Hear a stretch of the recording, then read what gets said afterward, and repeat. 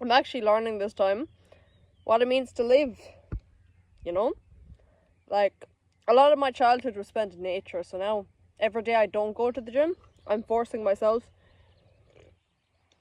to go on walks, and I haven't gone to the gym today, so here we are.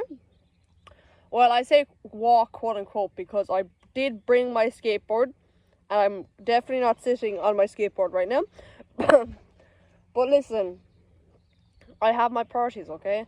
Like, when I was at my mum's, I suppose I should just give a rough time of my childhood.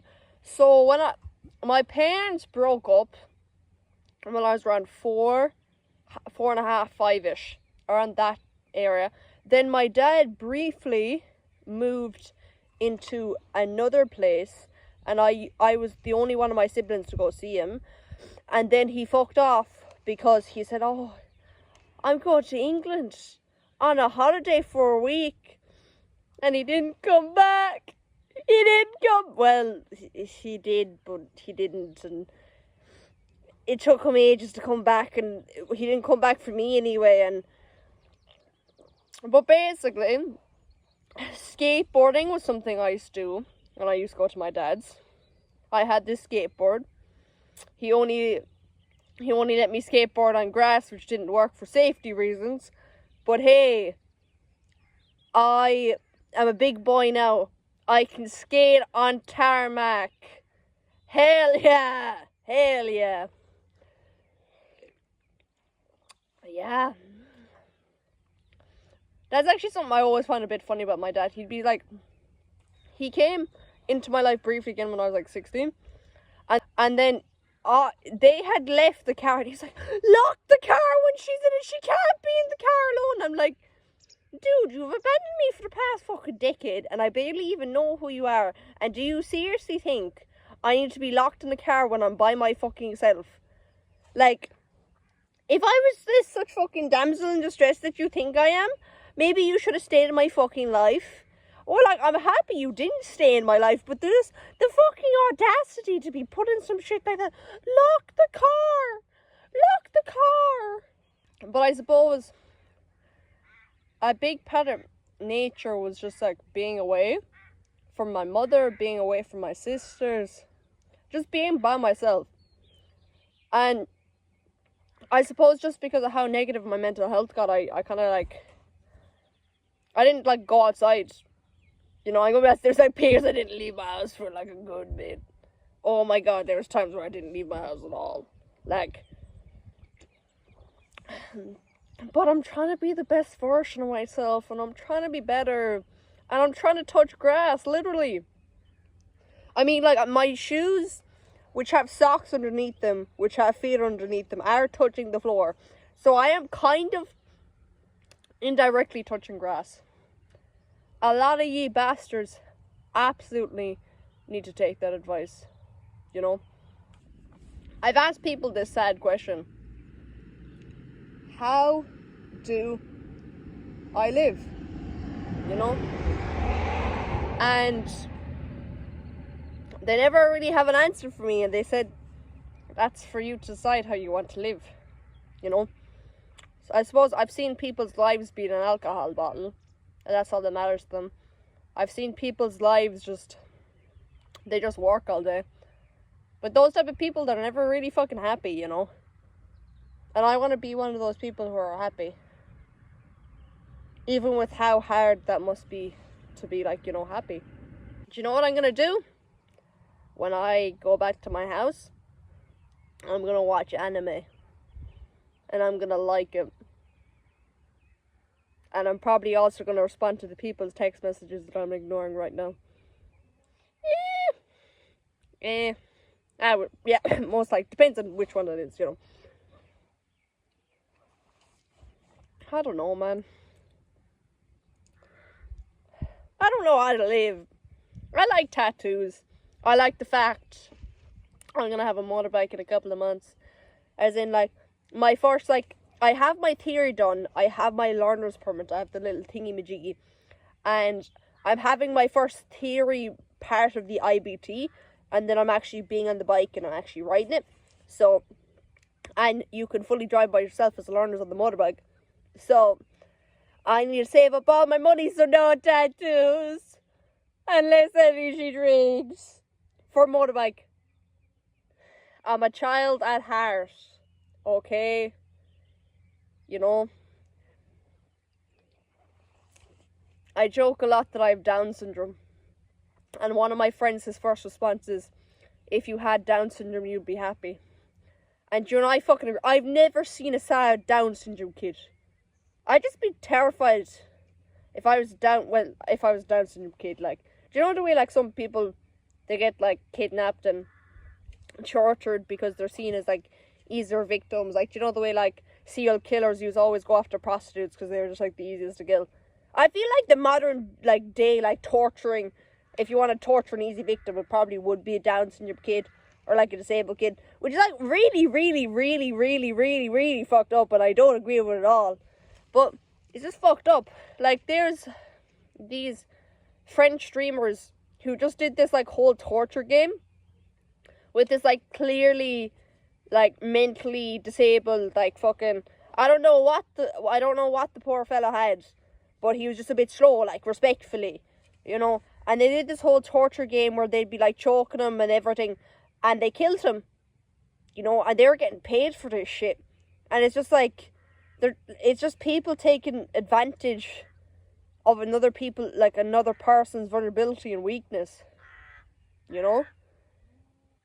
And that's just fucking life, and that's fucked up, like, that's why a lot of fucked up people do shit to kids, you know? Like, even with how fucked up it is, like, with all of us that have trauma, like, there's a particular reason shit happened to us when we were kids, because we couldn't defend ourselves. You know, we were fucking kids at the time, you know? And I think it's just, I'm trying to live, like, I am trying to live, but Jesus Christ, you know, it's kind of, I know this is going, like, very, very fucking serious, and I know it's gone very sad or whatever, but it's kind of like how the paedophile they always go for the person with the fucked up home life because they know their parents won't protect them. I want kids, and I want to take in a lot of foster kids, but I won't trust them in no fucking education system. So, like, am I going to have to homeschool the kids? And I don't know if the whole fucking Tusa would be okay with me homeschooling the foster kids and shit like that. I think it's the thing where it's like I might have to just absolutely cause war with that principal if anyone even looks at my fucking kid in the wrong direction, you know. But, like, I don't really trust any institution. You know, they're all fucking corrupt, like, the whole social media thing is just, they only show us the shit that they want us to see. Like, there's so much stuff going on in society that they don't want us to see, you know? Like, at the end of the day, I swear to God, in my school, a teacher would go around baiting fucking child, you know, and they'd get away with it, you know, like, it's a thing where it's like, I've had one or two incidents happen with a staff member. There's this one that's particularly fucking running in my mind that happened outside of school grounds, and I'm like, this is why kids are getting molested, and this is why this shit happens. Like, I don't know how that person wasn't sacked, and I don't know how they still have their fucking job, but all I'm gonna say is, God help that place when I turn 18, I have a fucking lawyer. God help them, you know? But then at the same time, it's like, it's a complicated thing, because, like, I would love to absolutely just fuck those people over for the bullshit they pulled and for the bullshit they let get away with, that they let this person get away with because they are a fellow staff member and they are quote-unquote friends or something like that. But it's a thing where it's like, there's also teachers in that school who've done a lot for me, you know, so I wouldn't really want to make their lives any harder, but at the same time, don't fuck around with me. But what I'm basically trying to say is, if you are a vulnerable member in society, one way or the other, you are most likely going to get taken advantage of, you know. And it's a sad part of life, you know. Like, I hate when I see it. Like, I've seen, and an example of this in my personal life, and I think it's the main reason why I have PTSD, and it's the main thing that happened whenever I'd get a nightmare. You know, it's the remembrance of tears from someone who feels nothing but pain from the person they're dependent on. And though that type of tears and just those fucking sounds, they fucking haunt me. You know, because, like, listen, like, what happened to me at the end of the day, like, listen, fucks, like, it does fuck with me. I do get the odd flashback about it, and, you know, but it's the type of thing where it's like, listen, I've got my life together.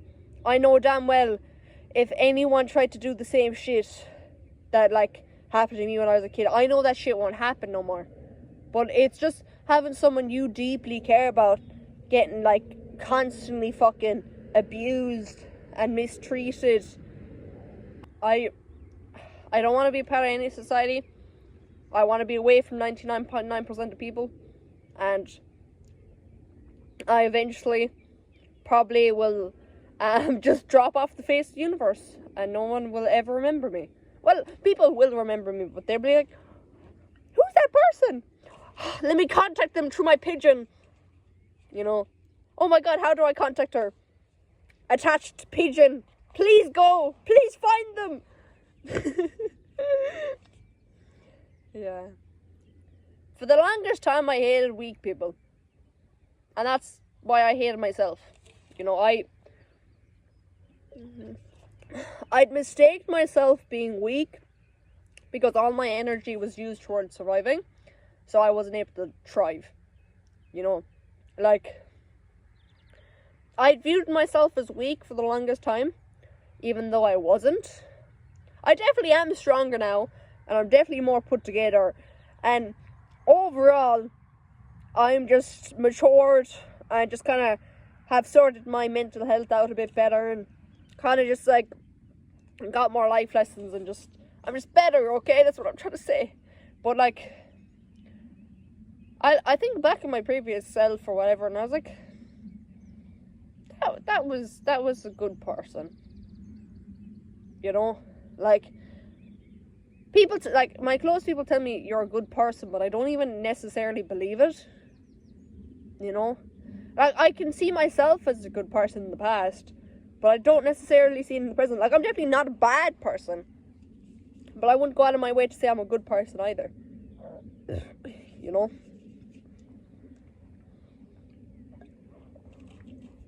And for the longest time, I, like, even though I wasn't who I actually was, I'd put myself into this mold of being really quiet and timid, because that's the best way to survive my mum's. You know, I'd really just shape myself on how to survive, like, living at my mother's, you know.